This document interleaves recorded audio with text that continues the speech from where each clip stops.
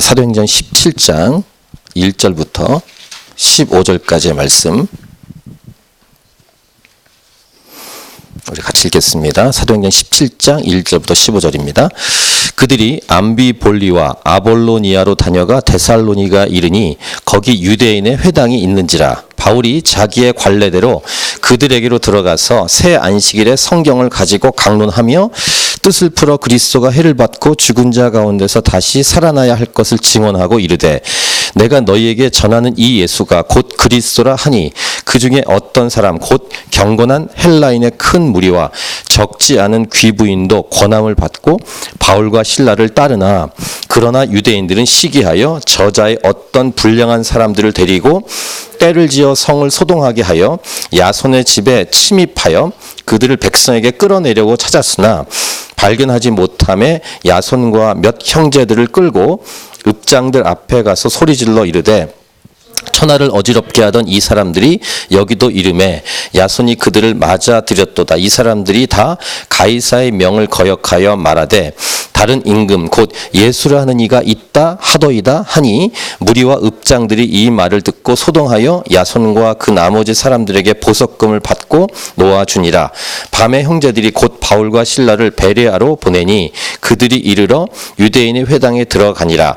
베레아에 있는 사람들은 데살로니가에 있는 사람들보다 더 너그러워서 간절한 마음으로 말씀을 받고 이것이 그러한가 하여 날마다 성경을 상고하므로 그 중에 믿는 사람이 많고 또 헬라의 귀부인과 남자가 적지 아니하나 데살로니가에 있는 유대인들은 바울이 하나님의 말씀을 베레아에서도 전하는 줄 알고 거기도 가서 무리를 움직여 소동하게 하거늘 형제들이 곧 바울을 내보내어 바다까지 가게 하되 실라와 디모데는 아직 거기 머물더라. 바울을 인도하는 사람들이 그를 데리고 아덴까지 이르러 그에게서 실라와 디모데를 자기에게로 속히 오게 하라는 명령을 받고 떠나니라. 아멘. 오늘 말씀 설교 제목은 하나님의 말씀을 대하는 태도는 곧 하나님을 대하는 태도다. 이것이 오늘 제목입니다.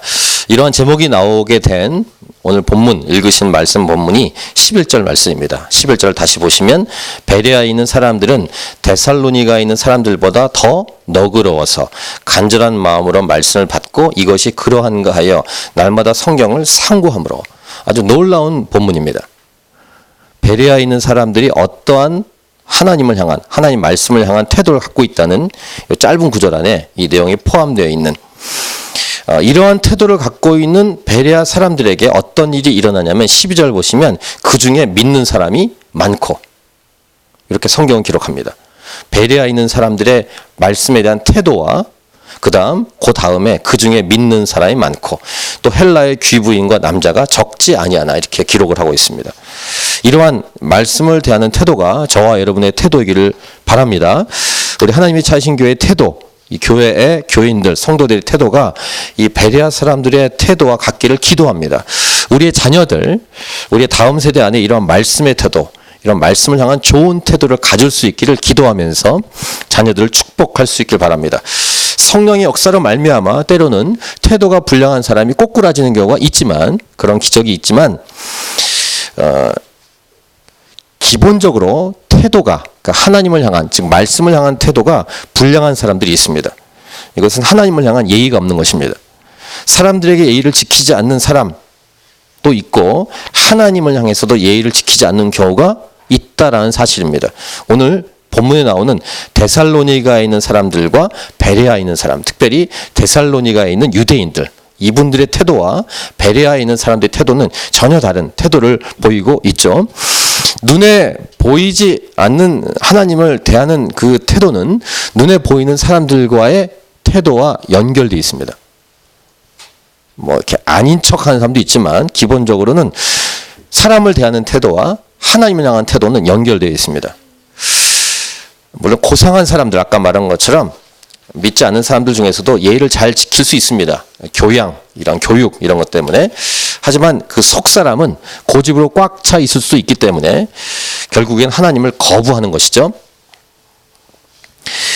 지난주에 우리는 빌립보에서 특별히 억울하게 감옥에 들어갔다가 엄청난 고난, 억울함, 누명을 썼지만 그 감옥 속에서 바울과 실라가 찬양하고 기도하면서 하나님의 놀라운 기적 역사, 그리고 복음의 역사, 주 예수를 믿으라 그리하면 너와 네 집을 구원을 얻는다.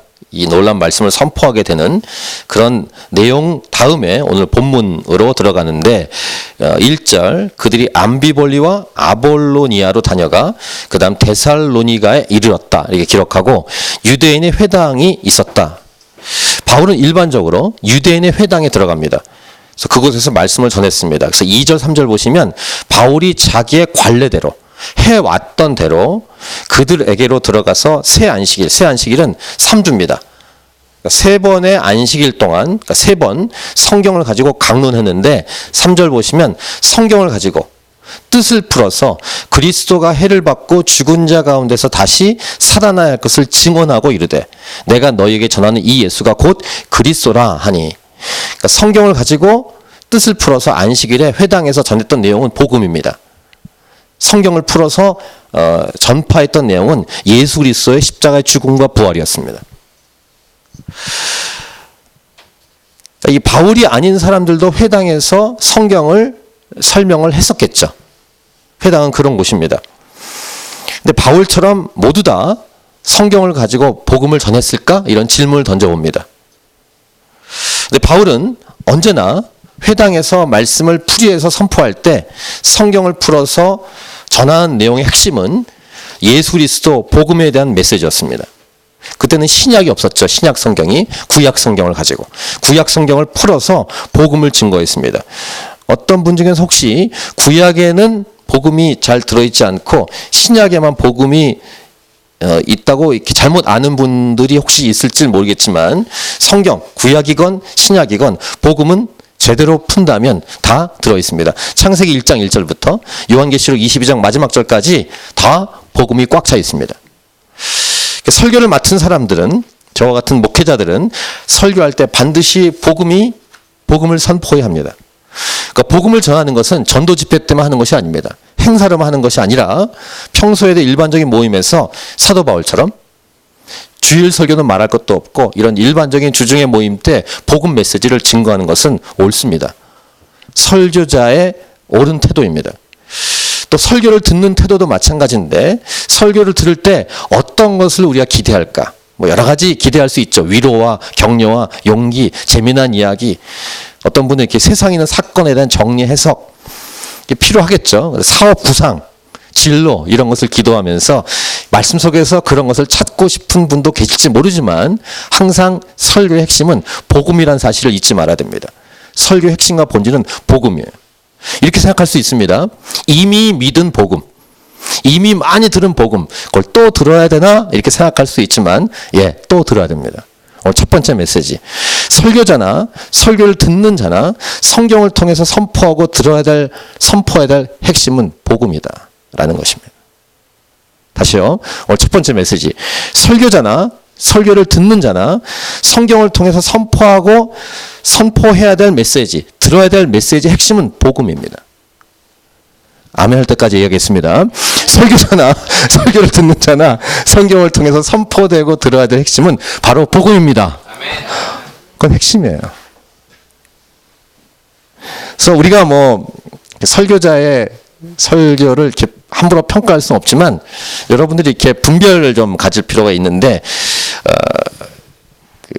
복음이 들어있는가?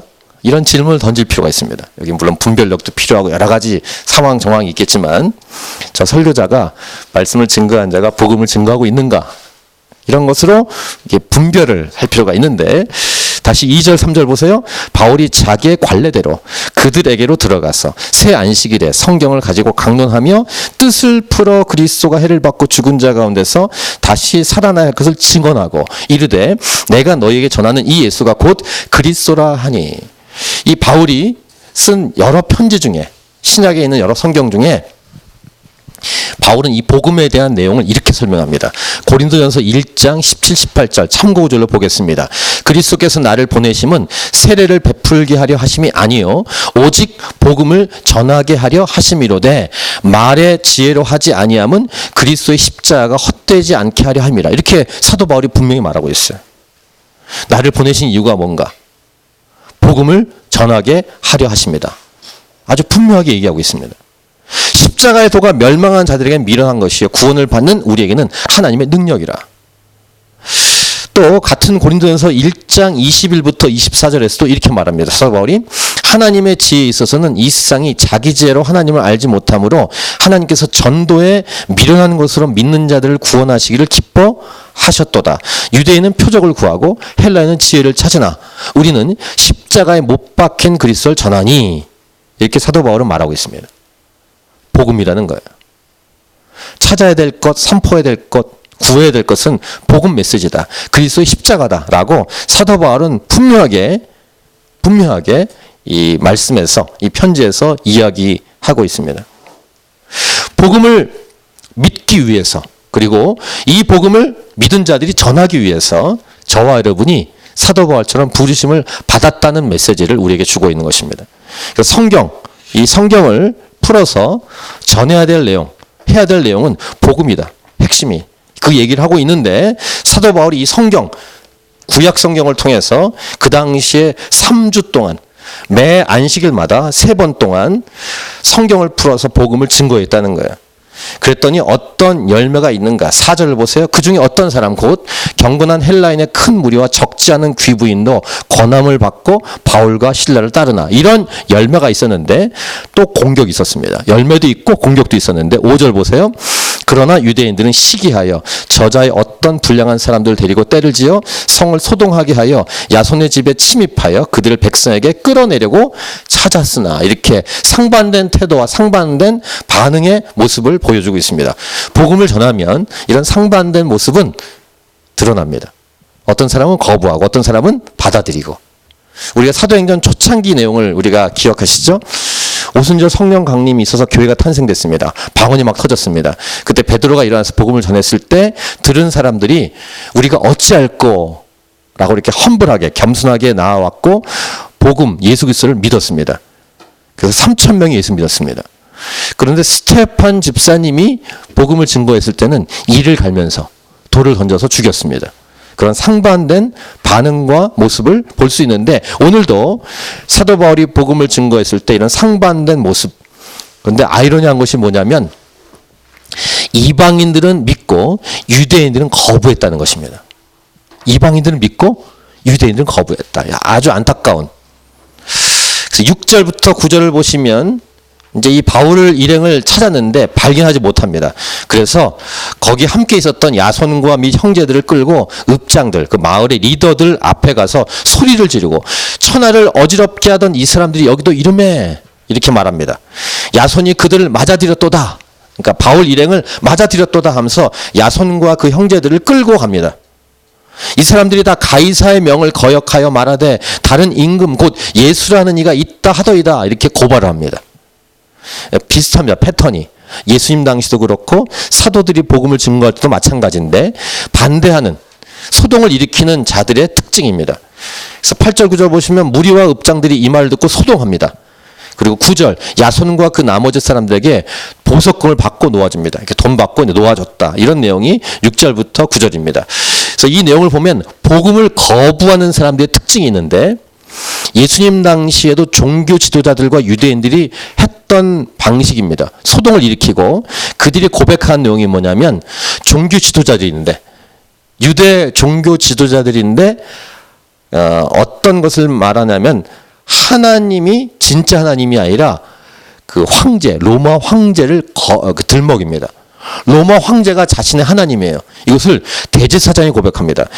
우리 한번 참고 구절 보겠습니다. 요한복음 19장에 12절과 15절을 보시면 예수님을 고발할 때 이렇게 말합니다. 이러함으로 빌라도가 예수를 놓으려고 힘썼으나 유대인들이 소리질러 이르되 이 사람을 놓으면, 빌라도에게 말합니다. 총독에게 가이사의 충신이 아닙니다.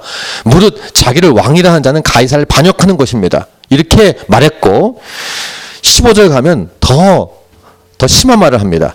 그들이 소리 지르되 없이하소서 없이하소서, 그를 십자가에 못 박게 하소서. 빌라도가 이르되 내가 너희 왕을 십자가에 못 박으랴 했을 때, 잘 보세요, 대제사장들이, 하나님을 섬겨야 되는 대제사장들이 대답합니다. 가이사 외에는 우리에게 왕이 없나이다. 말도 안 되는 얘기를 합니다. 하나님을 섬기는 대제사장이 우리에게 왕은 가이사밖에 없습니다. 케사르, 로마 황제밖에 없습니다.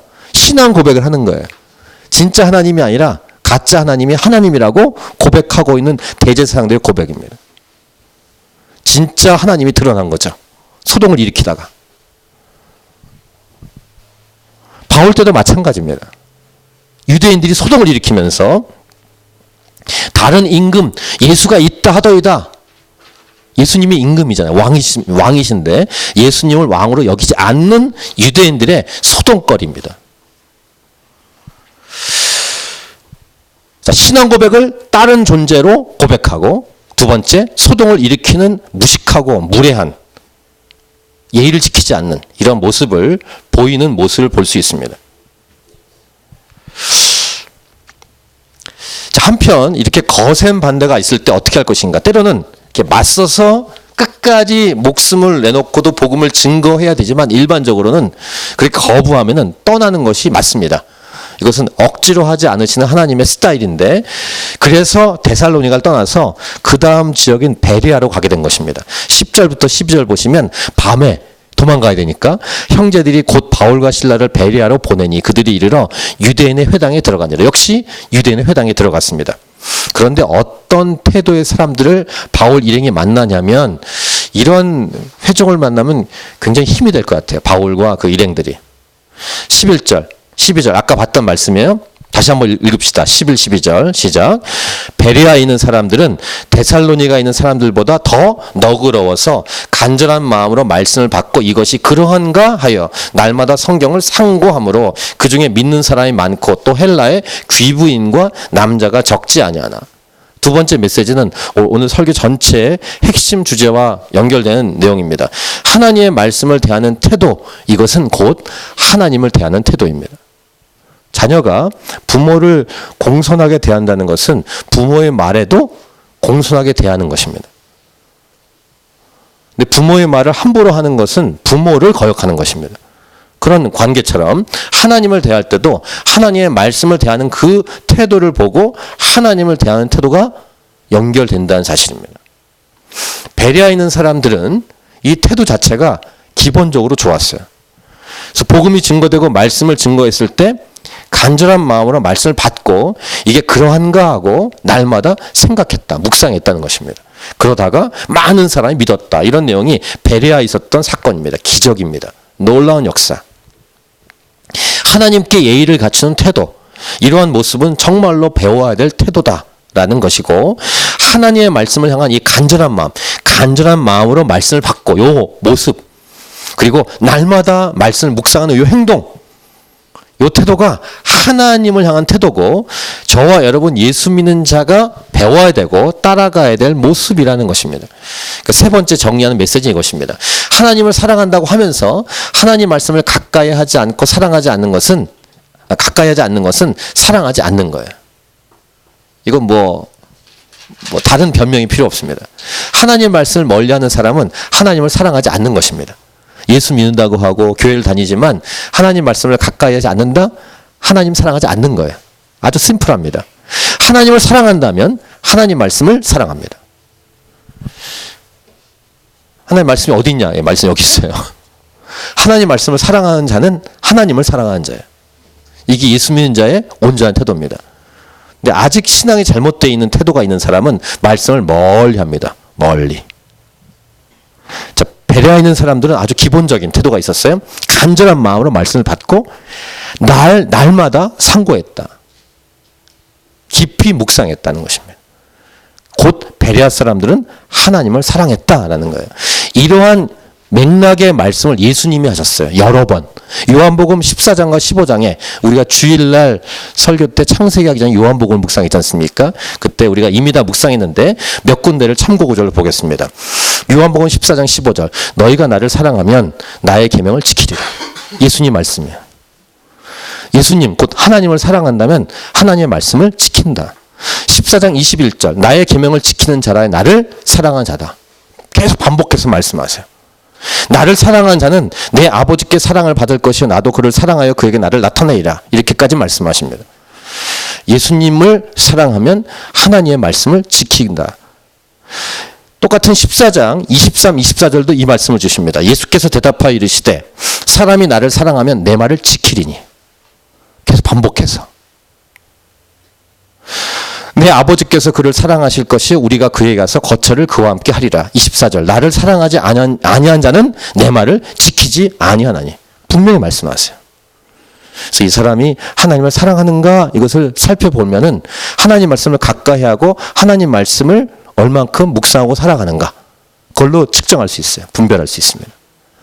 그러니까 지식만 많이 쌓아라 이런 얘기는 아니지만 결국은 지식을 많이 쌓는 노력도 필요해요. 성경 말씀 많이 아셔야 됩니다. 사랑하지 않으면서 성경 말씀을 문자로만 많이 알 수 있어요. 교회학교, 모태신앙이기 때문에 어릴 때부터 배워왔기 때문에 많이 익숙하게 외우긴 했지만 하나님을 인격적으로 만나지 못하는 경우가 있긴 있어요. 근데 그런 거 얘기하면서 그걸 변명으로 하면서 그거 많이 알면 뭐해? 말씀대로 살아야 되고 하나님 사랑해야 되지. 이렇게 변명하는 것은 사실은 자기를 포장하는 거예요. 많이 아는 게 중요합니다. 그러면서 이 말씀을 실천해야 되죠. 중요한 건 어쨌든 말씀을 가까이 하는 사람이 하나님을 사랑한 자라고 제 말이 아니라 예수님이 말씀하신 거예요. 계속. 또 있어요. 요한복음 15장 10절. 내가 아버지의 계명을 지켜 그의 사랑 안에 거하는 것 같이. 예수님도 그렇게 한대요. 아버지 말씀을 지켜서 아버지의 사랑 안에 거한대요. 그래서 너희도 내 계명을 지키면 내 사랑 안에 거하리라. 지금 인용한 말씀이 하나, 둘, 셋, 넷, 5군데입니다.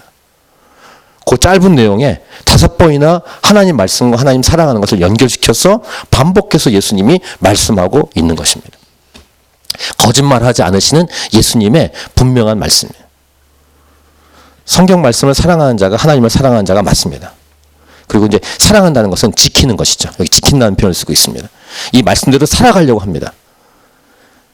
그래서 여러 찬반 양론이 많이 있지만 결국에 본론으로 들어오고 본질로 들어가면 하나님 말씀으로 들어와서 말씀을 사랑하고 말씀을 상고하고 말씀을 지키려고 하고 있는가. 이 사람은 하나님을 사랑하는 자라는 것입니다. 말로만 하는 게 아니라. 다시 오늘 본문 들어가 보세요. 11, 12절. 베레아에 있는 사람들은 데살로니가 사람들보다 더 너그러워서 간절한 마음으로 말씀을 받고 이것이 그러한가 하여 날마다 성경을 상고하므로 그중에 믿는 사람이 많고 또 헬라의 귀부인과 남자가 적지 않아. 도전합니다. 하나님을 얼마큼 사랑하십니까? 자기 자신을 하나님이 얼마큼 내가 사랑하는가를 측정할 때 하나님 말씀을 얼마큼 사랑하는가로 측정하시면 돼요. 자기 자신 평가할 수 있습니다. 6개월 이제 되고 있는데 1년의 절반이 되고 있는데 얼마큼 읽으셨습니까? 말씀을. 6개월 정도면 한 번 정도 읽을 수 있습니다. 하나님을 뜨겁게 사랑하는 여러분이 되길 바라는데 그것은 하나님 말씀을 정말로 가까이 하고 사랑하고 읽고 묵상하고 지키는 사람이다. 이렇게 얘기할 수 있습니다. 이러한 베레아 사람들.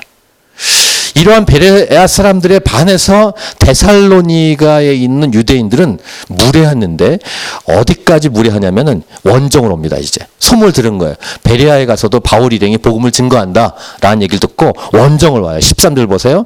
데살로니가에 있는 유대인들은 바울이 하나님의 말씀을 베레아에서도 전하는 줄 알고 거기도 가서 무리를 움직여 소동하게 하거늘. 소동. 그럼 아까 말씀드린 대로 소동하고 거부하면 또 그 자리를 떠납니다. 14절 보시면 형제들이 곧 바울을 내보내어 바닷가에 가게 하되 이번에는 이 팀이 갈라져요. 바울이 먼저 아테네로 가게 되고 실라와 디모데는 아직 거기에 머물게 됩니다. 다음 주에 볼 내용 아테네에서 바울이 혼자 있을 때 그리스 아테네를 보고 거기에 많은 우상 때문에 또 하나의 사건이 벌어집니다. 그건 다음 주에 묵상하게 될 텐데 15절 바울을 인도하는 사람들이 그를 데리고 아덴까지 이르러 그에게서 실라와 디모데를 자기에게로 속히 오게 하라는 명령을 받고 떠나니라. 그래서 바울이 먼저 바울을 인도하는 사람을 따라 아테네로 가서 있었는데 바울이 자기를 인도한 사람에게 디모데와 실라 좀 나한테 오라고 해라 라고 부탁을 하고 떠났다. 이런 내용입니다. 이게 오늘 본문까지입니다. 다른 부류의 사람을 이제 아테네에서 이제 바울이 만나게 되는데 그건 다음 주에 보게 될 거고요. 오늘 3가지로 오늘 정리했습니다. 설교자나 설교를 듣는 자나 성경을 통해서 선포하고 들어야 될 핵심은 복음이다. 이게 첫 번째 메시지였고요. 두 번째 오늘 설교 제목과 관련된 하나님 말씀을 대하는 태도가 하나님을 대하는 태도다. 이게 두 번째 메시지였습니다. 세 번째 하나님을 사랑한다고 하면서 하나님 말씀을 가까이 하지 않는 것은 하나님을 사랑하지 않는 것이다. 반대로 하나님을 사랑하면 하나님 말씀을 사랑하는 것이다. 이렇게 3가지로 오늘 본문 말씀을 가지고 오늘 나누었습니다. 오늘 설교 제목 하나님의 말씀을 대하는 태도는 곧 하나님을 대하는 태도다 이었습니다. 오늘 본문의 핵심 본문이었던 11절과 12절을 다시 한번 읽고 우리 찬양하고 기도하도록 하겠습니다. 11, 12절 다시 읽겠습니다. 시작. 베레아에 있는 사람들은 데살로니가에 있는 사람들보다 더 너그러워서 간절한 마음으로 말씀을 받고 이것이 그러한가 하여 날마다 성경을 상고함으로 그 중에 믿는 사람이 많고 또 헬라의 귀부인과 남자가 적지 아니하나. 아멘. 오늘 이 말씀 기억하면서 찬양하고 기도하도록 하겠습니다.